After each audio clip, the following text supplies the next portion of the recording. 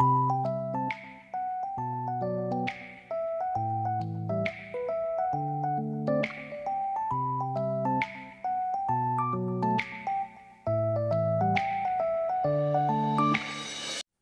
అండి, ఇవాళ మన వీడియోలో చామదుంప పులుసు. జనరల్గా అయితే జిగురు ఉంటుందని చెప్పేసి చామదుంప పులుసు చాలామంది ఇష్టపడరు. కానీ నేను చేసిన పద్ధతిలో చేస్తే అసలు జిగురు అనేదే ఉండదు. ఈ రెసిపీ నేను ఎలా చేశానో మీకు అర్థం అవ్వాలంటే వీడియోని స్కిప్ చేయకుండా చివరిదాకా చూడండి. ఈ వీడియో కనుక మీకు నచ్చినట్లయితే ఓ లైక్ చేయండి. ఇంకెందుకంటే ఆలస్యం, రండి వీడియోలోకి వెళ్ళి రెసిపీ చేసేద్దాం. చామదుంప పులుసుకి 1 కిలో చామదుంపల్ని ఉడికించుకుందాం.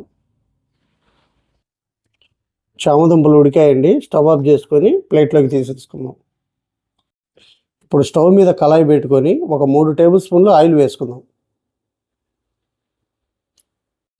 ఆయిల్ వేడైందండి. ఇప్పుడు 1/2 టీ స్పూన్ ఆవాలు, ఒక 1/2 టీ స్పూన్ జీలకర్ర, ఒక 4-5 ఎండుమిర్చి ముక్కలు,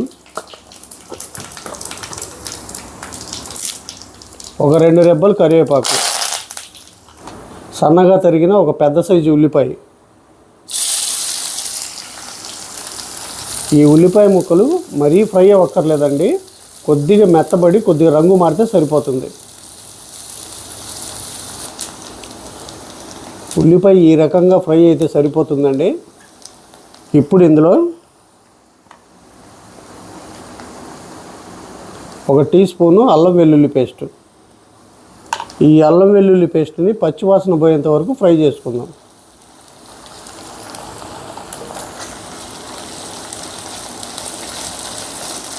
అల్లం వెల్లుల్లి పేస్ట్ చక్కగా ఫ్రై అయిందండి. ఇప్పుడు ఇందులో 1 టేబుల్ స్పూన్ కారం. మనం చామదుంప పులుసు కాబట్టి కొద్దిగా కారం స్పైసీగా ఉంటేనే టేస్ట్గా ఉంటుంది. అందుకు కాబట్టి నేను 1 టేబుల్ స్పూన్ వేసాను. మీరు ఉప్పు కారాలు మీరు తినగలిగినంత వేసుకోండి. ఒక 1/2 టీ స్పూన్ పసుపు. ఇప్పుడు 2 మీడియం సైజు టమాటాలని ఇలా సన్నగా కట్ చేశాను, ఇవి కూడా వేసుకుందాం. ఇప్పుడు స్టవ్ని సిమ్లో పెట్టుకొని టమాటాలు మెత్తబడేంత వరకు ఒక 5 నిమిషాలు మగ్గించుకుందాం. మనం పులుసు కూరలు చేసేటప్పుడు ఎప్పుడూ కూడా ఉల్లిపాయని మరీ డీప్ ఫ్రై చేయకూడదు. అలా డీప్ ఫ్రై చేస్తే పులుసు కూరలో చేదు వచ్చే అవకాశం కూడా ఉంది. 5 నిమిషాలు అయిపోయిందండి. ఇప్పుడు మనం ముందుగానే ప్రిపేర్ చేసి పెట్టుకున్న ఈ చామదుంప ముక్కల్ని కూడా వేసుకుందాం. ఇప్పుడు ఇందులోనే ఒక చిన్న సైజు నిమ్మకాయలో సగం నిమ్మకాయ అంత చింతపండుని ఇలా గుజ్జు తీశాను, ఈ గుజ్జు కూడా వేసుకుందాం.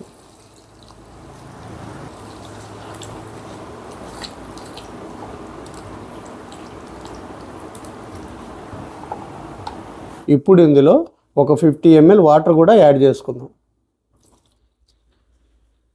ఇప్పుడు ఇందులో రుచికి సరిపడినంత సాల్ట్ కూడా వేసుకుందాం.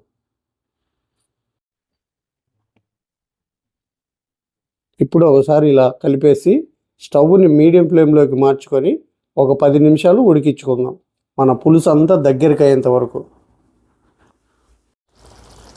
10 నిమిషాలు అయిపోయిందండి. చూశారు కదా, మన కర్రీలో ఆయిల్ అంతా పైకి వచ్చేసింది. ఇప్పుడు ఇందులో 1 టీ స్పూన్ వేయించిన జీలకర్ర పొడి,